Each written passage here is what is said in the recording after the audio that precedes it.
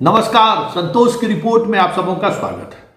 और आज हम संतोष की रिपोर्ट में चर्चा मनीष वर्मा की करने जा रहे हैं। जी हां, वो मनीष वर्मा जिस पर नीतीश ने आरसीपी की तरह भरोसा जताया है। बात हम उस मनीष वर्मा की कर रहे हैं जिस मनीष वर्मा को नीतीश ने इस भरोसे के साथ पार्टी का कमान सौंपा है कि 2025 के चुनाव से पहले मृत प्राय हो चुके संगठन में थोड़ा जान फूंक दे ताकि मतदान केंद्रों पर जदयू की भी उपस्थिति दिखे।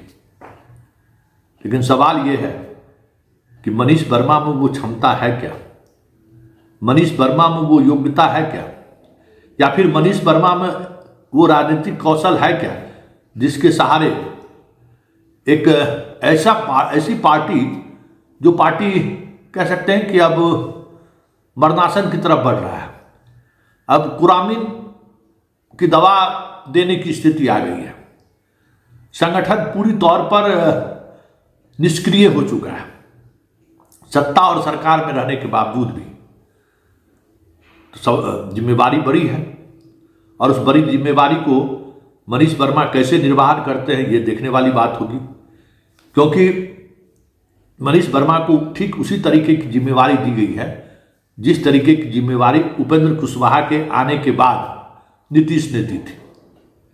मनीष वर्मा को ठीक उसी तरीके की जिम्मेवारी दी गई है जिस तरीके की जिम्मेवारी आरसीपी को दी गई थी।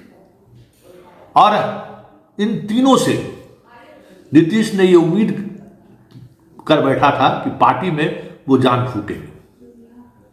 उपेंद्र कुशवाहा तो पॉलिटिकल लोग हैं, वो उनका पॉलिटिकल मिजाज भी है, पॉलिटिकल तरीका भी है, पार्टी और संगठन को चलाने का उनके पास पर्याप्त अनुभव भी है। लेकिन मनीष वर्मा तो ब्यूरोक्रेट रहे हैं। अभी पार्टी की जिम्मेवारी मिलने से कुछ महीने पहले ही वो वीआरएस लिए हैं। तो फिर ऐसे में सवाल उठता है कि मनीष वर्मा पर नीतीश ने इतना भरोसा क्यों किया। देखिए, मैंने आरसीपी को भी देखा है और मनीष वर्मा से मेरी एक बार मुलाकात है, चंद घंटों की मुलाकात है। एक बड़ा फर्क दिखा मनीष वर्मा और आरसीपी में। आरसीपी आज भी ब्यूरोक्रेटिक अंदाज में मिलते हैं, आरसीपी का आज भी मिजाज ब्यूरोक्रेटिक है। उनका बातचीत का तरीका, उनका चाल चलन, उनकी सोच, उनकी समझदारी आज भी पूरी तौर पर ब्यूरोक्रेट वाली है। अपने तरीके से वो चीज़ों को देखते हैं।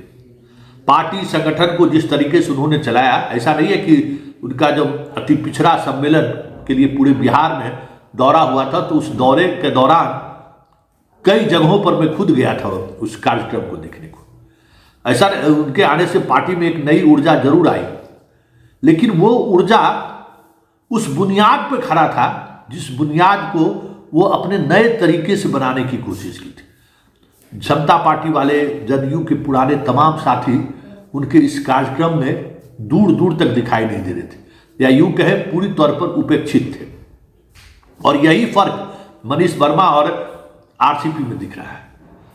मनीष वर्मा में ब्यूरोक्रेटिक अप्रोच, पता नहीं ब्यूरोक्रेट रहते हुए वो अप्रोच उनमें था या नहीं था, लेकिन जब से पार्टी के पदाधिकारी बने और मेरी एक बार की जो मुलाकात है उस मुलाकात में मैंने यही समझा है कि उनमें ब्यूरोक्रेटिक जो अंदाज है ना, ब्यूरोक्रेसी के जो हनक होता है, एक होता है ना, हनक दिखा रहे हैं, वो सब चीज़ें नहीं दिखा।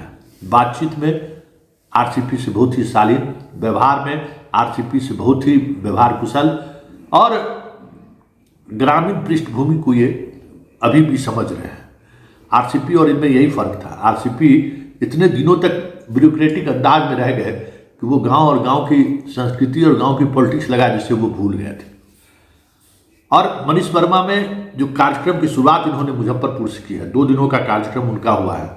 उस कार्यक्रम की एक खास बात जो मैंने देखा कि उस पूरे कार्यक्रम में पुराने समता पार्टी के दौर के जो कार्यकर्ता, नेता और पदाधिकारी थे उनको खास तौर पर पार्टी से जोड़ने की कोशिश हुई है। जो बेचारे ओल्ड एज के हो गए हैं उनको सम्मानित करना, उन्हें उनके घर पे जाना, उनसे मुलाकात करना, एक बार फिर से उनमें एक नई ऊर्जा का संचार करना।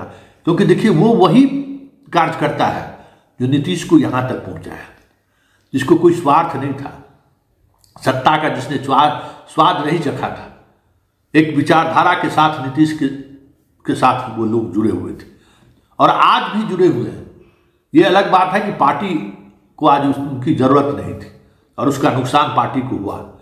तो ये जो एक बात देखने को मिल रही है कि पुराने कार्यकर्ताओं को जिस तरीके से मनीष वर्मा जोड़ रहे हैं, समता पार्टी के दौर से सम्मानित कर रहे हैं, उनसे अलग से मिल रहे हैं, प्रखंड अध्यक्ष, पंचायत अध्यक्ष, जिला अध्यक्ष, सारे अध्यक्षों से मिलने के बीच वो पुराने समता पार्टी के दौर से जो पार्टी के कार्यकर्ता रहे हैं उनसे मिल रहे हैं, उनसे बात कर रहे हैं और उनसे पार्टी को कैसे फिर से खड़ा किया जाए इस पर बातचीत करते हुए दिख रहे हैं। ये एक सकारात्मक सोच है, क्योंकि आरसीपी ने उस पूरे आधार को ही कहिए तो एकदम नींव जो होता है ना, नींव को उसने हिला दिया था, जिस नींव को नीतीश कुमार ने उस दौर में खड़ा किया था जिस दौर में वो संघर्ष कर रहे थे। समता पार्टी बनने के बाद पहली चुनाव में तो 7 सीट जीते थे। केंद्र में भले वो लोकसभा चुनाव जीत रहे थे, बड़ी मुश्किल से लालू के लिए संघर्ष कर रहे थे। कार्यकर्ता सब एक दूसरे पर एकदम जान निछाड़ रहे। लालू यादव से उस दौर में लड़ना आप समझ सकते हैं, वो भी अति पिछड़ा वर्ग के लोग, जहां एकदम 1-to-1 फाइट की स्थिति थी। उस दौर के कार्यकर्ता एकदम सोशल जस्टिस वाला जो कार्यकर्ता था, गांव में चुप रहने वाला कार्यकर्ता, एकदम पॉकेट में कुछ संख्या है, ऐसे लोग समता पार्टी और बाद में जदयू से जुड़े, उन लोगों से ये मुलाकात कर रहे हैं। तो ये एक पॉजिटिव चीज देखने को मिला। अब तस्वीर में वो सारी चीजें देख रहे हैं कि कैसे कैसे कार्यकर्ताओं से मिल रहे हैं, कैसे कैसे कार्यकर्ताओं को सम्मानित कर रहे हैं। एक और अप्रोच वो नीतीश पता नहीं उस अप्रोच से कितना सहमत है, लेकिन एक और अप्रोच हमें देखने को मिला है। मनीष वर्मा पार्टी, संगठन और सरकार, इसके बीच की जो खाई है ना, उसको पाटने की कोशिश कर रहे हैं। कार्यकर्ताओं का विधायक से, कार्यकर्ताओं का सांसद से, कार्यकर्ताओं का पदाधिकारी से भी एक सूत्र बंधा रहे, एक चेन कड़ी बनी रहे। ये पहली बार जदयू का कोई नेता ये करता हुआ दिख रहा है, जो मुजफ्फरपुर से हमें फीडबैक मिला है। क्या स्थिति है जदयू के प्रखंड अध्यक्ष और जिला अध्यक्ष का? डीएम उएम तो छोड़ दीजिए, साधारण थानेदार भी जाने पर कुर्सी नहीं देता है, सब दिनहीन समझता है उन लोगों को। तो जो शुरुआत मनीष वर्मा ने की है और जिस अंदाज में किया है, क्योंकि अधिकारी सबको पता है मनीष वर्मा का मतलब क्या होता है, और मनीष वर्मा अगर किस बात पर पहल कर रहे हैं तो उसको लेकर कितनी गंभीरता दिखानी है। तो ये एक अलग चीज दिख रहा है कि हमारे पार्टी के नेताओं को आप सम्मान दीजिए, और सम्मान ही नहीं दीजिए, उनकी बात को तवज्जो भी दीजिए।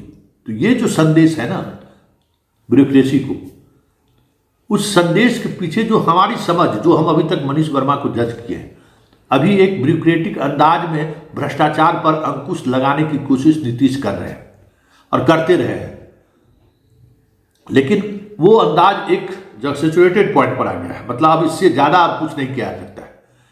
पार्टी कार्यकर्ताओं और नेताओं का अगर सिस्टम पर दबाव रहेगा तो कुछ चीजें मजबूती के साथ दिखेगी। आम लोग जो सिस्टम से परेशान हैं, आम लोग जो सिस्टम से हार मान चुके हैं, उनके अंदर एक नई ऊर्जा का संचार होता हुए हमें मुजफ्फरपुर में महसूस हुआ। कई लोगों से हमारी बात हुई और उन्होंने कहा कि ये काम अगर 5 साल पहले किया गया रहता तो आज पार्टी कहां से कहां पहुंच गई रहती।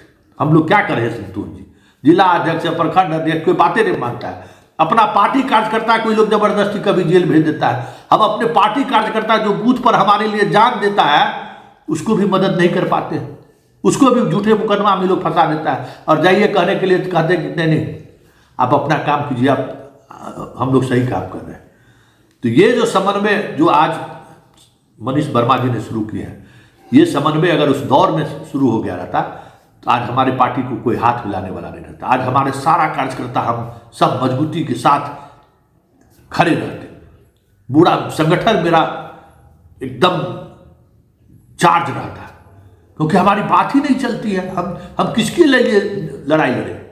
5 बरस तक हमारा कार्यकर्ता पीटता रहता है, हमारे समर्थक पीटते रहते हैं, सिस्टम में उसको सपोर्ट नहीं मिलता है। हाँ, नीतीश जी को मालूम हो गया तो भले कोई कार्रवाई हो जाए, कोई बड़े विजय चौधरी जैसे नेता को मालूम हो गया तो भले उस पर एक्शन हो जाए, संजय झा जी को मालूम हो गया तो भले एक्शन हो जाए, बाकी लेवल पर उस तरीके का सहयोग कभी नहीं मिला है जिस तरीके की का काम मनीष वर्मा कर रहे हैं। अब देखना यह है कि मनीष वर्मा जिस प्रयोग को लेकर आगे बढ़ रहे हैं उसका कितना असर होता है, क्योंकि नीतीश इस प्रयोग से हमेशा बचते रहे। उनका मानना था कि कार्यकर्ताओं के माध्यम से अगर चौकसी की जाएगी तो गवर्नेंस बेपटरी हो सकता है, लेकिन गवर्नेंस में अपनी पूरी जिंदगी देने वाला एक ब्यूरोक्रेट ही अगर जब इस प्रोसेस को आगे बढ़ा रहा है तो कुछ तो बात रही होगी। और हमें लगता है कि ये जो चीज़ें शुरू हुई है उससे पार्टी जो मृत प्राय है, जिनको वेंटिलेटर पर लाने की जिम्मेवारी नीतीश कुमार ने दी है, आने वाले दिनों में आपको टहलते हुए दिख जाए ब्लॉक में, कचहरी में, जिला मुख्यालय में, तो कोई बड़ी बात नहीं होगी। चलिए जरा मनीष वर्मा जी का वहाँ कुछ भाषण दिए हैं, उसका कुछ क्लिपिंग भी सुन लीजिए। उस क्लिपिंग के सहारे भी आप बहुत कुछ समझ सकते हैं। और जितने भी बड़े बड़े नेता, चाहे जयप्रकाश नारायण जी हो, सब लोग इस पार्टी को समय समय पर अपनी मेहनत से, अपने रंगों में खून से सींचा है उन्होंने। और आज उन्हीं का मेहनत का असर है कि इतने समय के बाद भी 1934 के बाद लिया 2024 में समाजवादी विचारधारा पूरे भारत और पूरे बिहार में मजबूती के साथ जमा हुआ और मुजफ्फरपुर की धरती खास करके। ये तो नीतीश कुमार जी का संकल्प देखिए कि जो काम को 60 साल में कितनी सरकारें नहीं करवा सकी, कई तरह की सरकारें आई और कई नहीं करवा सकी, उन्होंने मात्र 30 साल में पूरे राज्य को बिजली से आच्छादित कर दिया। आज पूरा राज्य बिजली से जगमग उठा है। गर्व से हमको कहना है कि पूरा राज्य